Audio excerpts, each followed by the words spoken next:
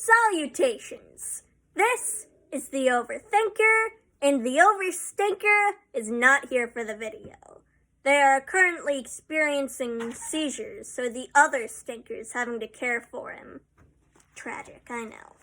So, in honor of Juneteenth, I am going to be reading a story I wrote and got published in popular magazine Porter Gulch Review, along with my fancy rocking chair and this mug of water, because why not? It is inspired, the story I wrote is inspired by an African-American folk tale known as The People Could Fly. And The People Could Fly was passed from person to person during slavery. And the story I wrote is called Another Day in Hell. I don't like cotton. I don't like anything about it. I hate how it pricks you when you fall in it. How them white puffs bleach red as blood when you fall in 'em when you get a whipping. We slaves get a whipping for many a reason. I get 'em almost daily for stopping to look at them birds. I can't help but stop and watch them birds. Sparrows, eagles, crows. When they're in danger, they just fly away. Nothing can stop them birds. Whips can't reach 'em, and guns don't get a good shot. I wonder how birds fly. Where do they go? I think they fly to freedom, a place without whips, or them cramped, musty, dank slave houses, and something other than cotton stretching out to the horizon. On and on. A place without that dang overseer. Ma tells me that maybe if I dreamed less about fairyland, I'd get whipped less. Watching those birds fly puts a happy feeling in my soul. Another day in hell. Today, I made a decision. I'm gonna learn to fly. Gonna fly like a bird. I'm done with getting a whipping over nothing, and I know just what to do. My plan is stored below. Number 1, get wings, work in progress. Number 2, with wings gained in step 1, fly over them cotton fields. Number 3, watch that dang overseer try and fail to whip me for once. Number 4, talk with them birds. Number 5, fly over to heaven and ask God why he made slaves. Number 6, ask God for directions to freedom. Number 7, fly all the way to freedom. Number 8, never get a whipping again. It'll be flawless once I get the first part worked out. Once I told him, old Toby smiled at me, looking down, crying. I don't understand old Toby. Ma wasn't pleased either. When work started, I watched a sparrow fly overhead. I saw how it moved its wings, flapping them up and down to gain height and keeping them out to keep height. Before I could find out how they got their wings, that dang overseer ran to me with his whip. It was just as horrible as every other time I've gotten whipped. It burns like hot coals and seems to go on forever. Not enough words in this world describe that pain, but this time I knew. This would be the last time. Tomorrow, I would get my wings. I wonder how many flaps it would take to get to heaven. Would I get in, or would I be stopped at the door and dragged away, like the time I tried to sneak away and run back into the sleeping barracks? I hope not. Another day in hell. I'm in shock. The day started off good. I woke up 3 minutes early to watch an old crow that snuck into the slave house. The thing seemed quite smug and refused I need some water.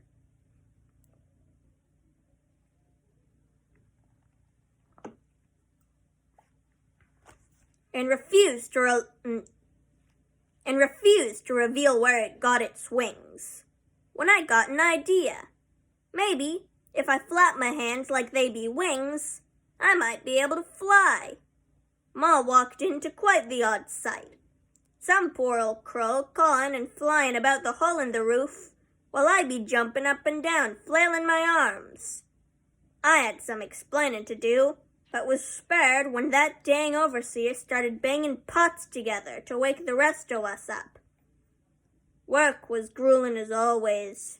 The weather was boiling and bright, cloudless and crisp.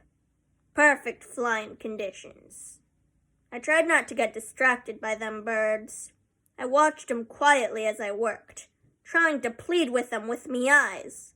Lend me your wings. Lend me your wings, please. Nothing. I wonder how high I'll have to fly to get to heaven. 50, 100, 1,000 feet. It was hard to focus over the crying of a nearby ma's babe, strung over her back with her picked cotton. That baby screamed and screamed. It was quite bothersome. Suddenly, I hear a crack and a yelp. That dang overseer was whipping a child. I peeked from my work to see the poor ma with her babe on the ground, bleeding. That whip came down again and again. Old Toby came running from his work to her and started whispering in her ear. At this point, I had stopped working just to watch. Ain't nobody stopping their work to help a slave get a whipping. To help a slave getting a whipping. You watch, but you don't help 'em. Them's the rules. As old Toby whispered something, the mother rose to her feet. It looked like she'd be standing taller, high above us. Wait, no! She was actually off the ground. An inch, a foot, a yard between her toes and the sea of cotton. She was flying. Once she lifted, she shot away, faster than a whip, and that dang overseer ran beneath her. He ran, swinging that whip at the air, screaming profanities and yowling after her like a rabid dog. Old Toby came to two of them other slaves, each still frozen with shock. Soon, they flew off in the other direction, did a flip in the air before speeding off to the mother. Old Toby ran about, whispering quietly and with purpose. 3, 4, 5 men, woman, and kid sped off into that blue sky to freedom. My birds flew off with them, as if they were all the same since they all could fly. That dang overseer was in hysterics.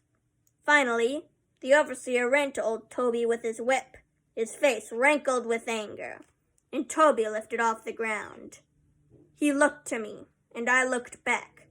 I spread my hands as if they were wings, waiting, ready for my wings. Toby smiled, turned, and flew off. I waited, and waited, and waited. No wings, no flight, no freedom. The overseer walked back, whip in hand, in less than a good mood. Back to work, he hissed, whipping the baked ground as if Mother Earth had wronged him. I looked to the horizon where they fled to freedom. I looked at the last bird who stayed, the poor old crow from this morning. And I looked back to my work and resumed pulling cotton as if nothing had happened. The day went on as normal, just me, the cotton, the slaves, and a very flustered overseer. We all got a whipping that night, whether it was for looking from work or letting the others fly off, or just because the overseer was angry, we'll never know.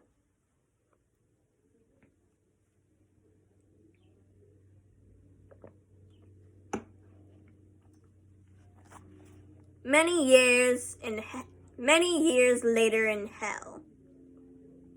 It has been a long time since my last entry. This entry will be my last. Time drags on forever. Little has changed. Soon after that incident, I only begun to think about it once every few days, then once a week, then once a month. I don't think it really happened. Trick of the light, an illusion, an odd dream. Them birds still come by every now and then. I don't look at 'em anymore, and I get whipped less 'cause o' it. I don't like writin' either. It just risks me a whippin'. Ma's right. Even if there was a fairyland or freedom or anywhere without cotton or that dang overseer, I don't think it's a place for us blacks. I don't think there would be room in heaven neither. The replacement slaves be very polite.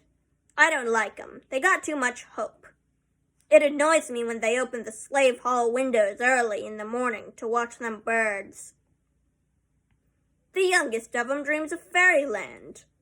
I scoff and hide my tears. Slaves don't shed tears. We work and we die, but we shed no tears. Tears don't give wings. Tears don't solve much. The only wings we be gettin' are at the hands of death, and death be just round the corner for most of us. Thank you for watching, or listening, or both.